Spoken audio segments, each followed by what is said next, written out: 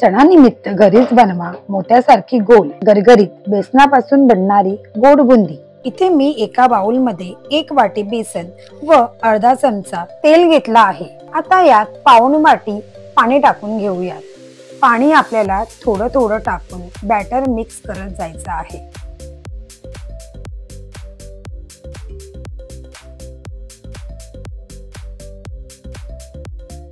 मी इथे orange liquid food कलरचा 1 drop टाकून घेते। कलर हा ऑप्शनल आहे, तुम्ही नाही टाकला तरी चालेल।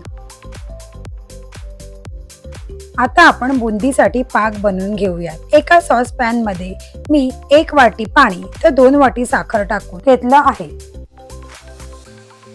आता यात 2 वेलची कुटून टाकूयात।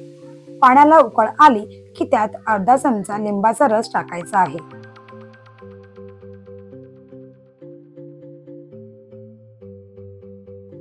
मी इथे वरतून केसर टाकून घेतला आहे। आता बुंदी तळण्यासाठी तेल गरम करायला ठेवूया। बुंदी पाडण्यासाठी आपण अशा प्रकारचा आपला नॉर्मल झाऱ्याचा उपयोग करणार आहे। तेल गरम झालं की गॅसची फ्लेम फास्ट ठेवून आपल्याला बुंदी काढून घ्यायची आहे। बुंदी पाडताना झारा एकाच ठिकाणी न पाडता आजूबाजू सर्व ठिकाणी पाडावा, म्हणजे आपल्या बुंदीचा लगदा होणार नाही। तेल जास्त गरम असला पाहिजे, नाहीतर आपली बुंदी गोल होणार नाही।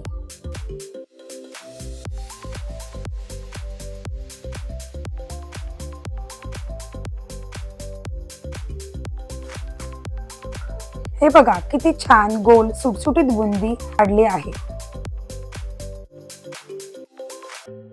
आता मी बुंदी एका जाळीच्या भांड्यात काढून घेते।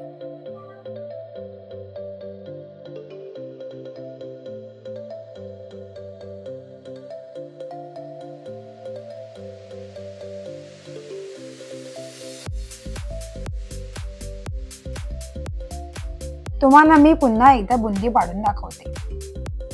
अशा प्रकारे आपण सर्व बुंदी पाडून घेऊयात। या बुंदीमध्ये तुम्ही वरतून थोडं मीठ आणि लाल तिखट टाकलं तर तुमची खारी बुंदी रेडी होईल।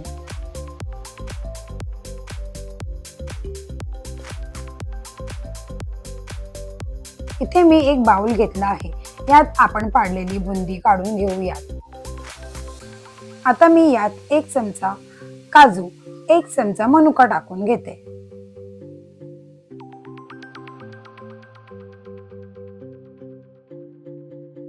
आता यात आपण बनवलेला पाक टाकून घेऊया।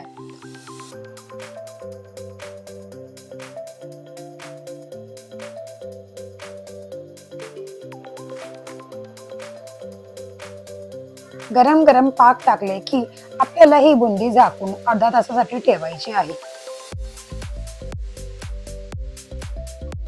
आता अर्धा तास झाला आहे आणि आपली बुंदी पूर्णपणे रेडी आहे। आपल्या बुंदीने साखरेचा पाक शोषून घेतला आहे। हे बघा किती सुंदर बुंदी तयार आहे।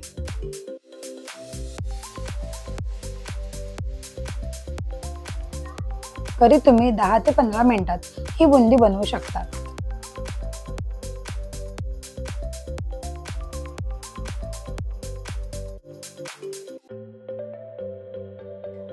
तुम्हाला आता मी एक बुंदी फोडून दाखवते। हे बघा किती छान बुंदी बनली आहे। तुम्हाला जर माझी व्हिडिओ आवडत असेल तर नक्की सबस्क्राइब करा। बाय, भेटूया पुढच्या व्हिडिओत।